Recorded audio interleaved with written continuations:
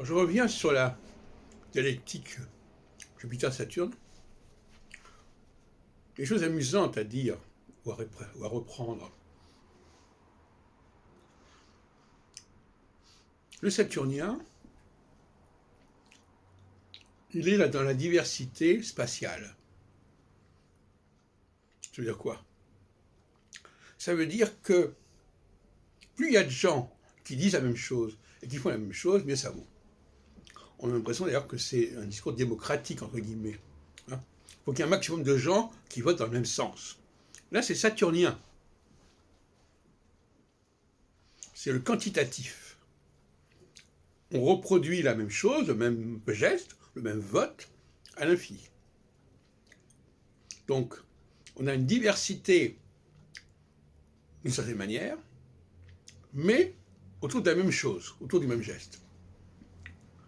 Face au Jupitérien qui, lui, risque d'être écrasé par Saturne, parce que le peuple, la masse, d'ailleurs le mot masse est intéressant, parce que ça envoie à la physique aussi. La masse contre un seul homme, on pense aux gilets jaunes contre Macron, etc.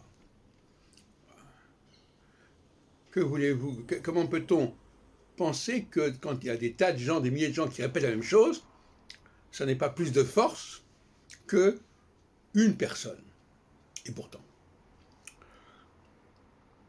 Alors, face au Saturnien, il y a le Jupitérien, dont le cycle est plus de 2 fois inférieur par la durée à celui de Saturne, puisqu'on est dans le rapport de 3 à 7. Et le Jupitérien, lui,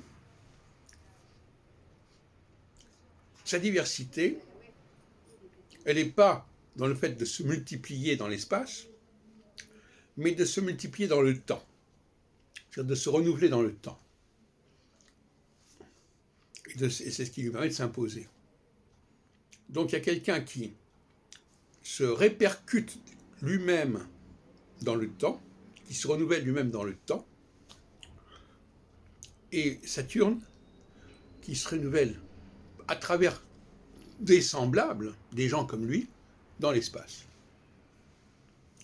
Voilà la règle du jeu démocratique. Alors, elle n'est pas toujours bien comprise.